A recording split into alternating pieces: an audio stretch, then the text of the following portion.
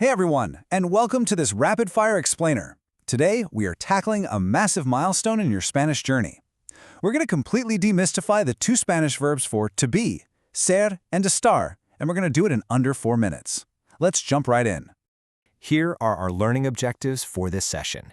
By the time we wrap up, you'll be able to easily distinguish the core concepts between these two verbs, accurately pick the right one in everyday context, and, maybe most importantly, self-correct the absolute most common mistakes that English speakers tend to make.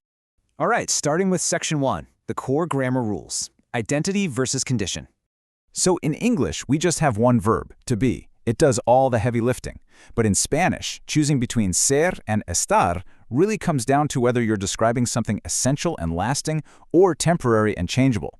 Let's look at ser first. We use ser for identity, who or what something fundamentally is. A great trick is to imagine writing the acronym doctor out on the whiteboard. D is for description, O for occupation, C for characteristic, T for time, O for origin, and R for relationship. Basically, if it goes on a permanent ID card, like where you were born or the fact that you're a student, you're going to reach for ser. Now, on the flip side, we use ESTAR to express temporary states or locations. You know, how or where something is right now. And this is perfectly captured by the acronym PLACE. P stands for position, L for location, A for action, C for condition, and E for emotion. Whether you're currently hanging out in the library or you're just totally stressed about an upcoming math test, if it could easily change by tomorrow, it's definitely ESTAR. Moving right along to Section 2, avoiding common learner mistakes. Because our English-speaking brains naturally default to just having one verb, it's super easy to trip up here. Let's fix a few classic errors. You might be tempted to say, yo soy cansado. But think about it. Tiredness is a temporary condition. It's not a permanent personality trait. So unless you're literally a sleepy sloth by nature, it requires estar. Yo estoy cansado. Okay, what about a building? Even though a library feels super permanent and literally bolted to the ground, physical location always uses estar.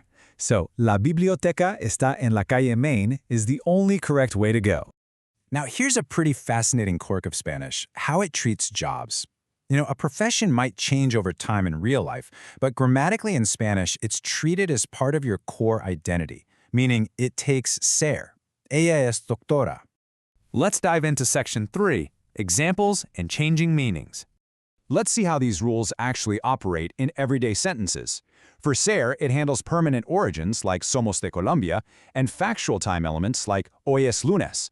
Meanwhile, estar takes care of temporary things, like the condition of your drink, el café está frío, or an ongoing action, like, well, what we're doing right now, estamos aprendiendo español. And guys, this right here is the ultimate proof that verb choice is absolutely crucial. Picking the wrong one can literally change your whole sentence. Take the adjective lista. Ella es lista uses ser, which means she is a smart person, a permanent trait. But swap that out for estar, ella está lista, and the meaning changes entirely to say she is ready to go right now. Crazy, right? Verb choice is basically vocabulary. All right, Section 4, real conversations in context. Let's see how this flows naturally. Imagine walking into a realistic classroom situation. Listen to how Marco introduces himself on his first day. He says, Soy Marco. Estoy un poco nervioso. Es mi primer día aquí. Notice how seamless that is? He uses soy for his fundamental identity, his name. But he switches instantly to estoy to describe his temporary nervous emotion. It's totally natural. Section 5, interactive mini practice time. Now it's your turn to apply the doctor and place rules. Let's do a rapid-fire round. Question number 1. Mi hermana blank, profesora de matemáticas. Which verb would you use to say, my sister is a math teacher? Take a second. Got it? The correct answer is S.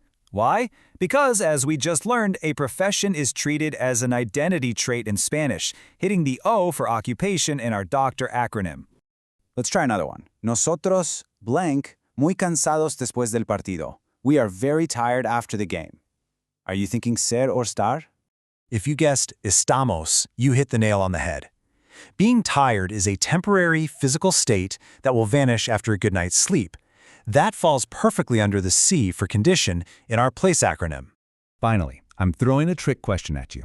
El concierto blank en el estadio central.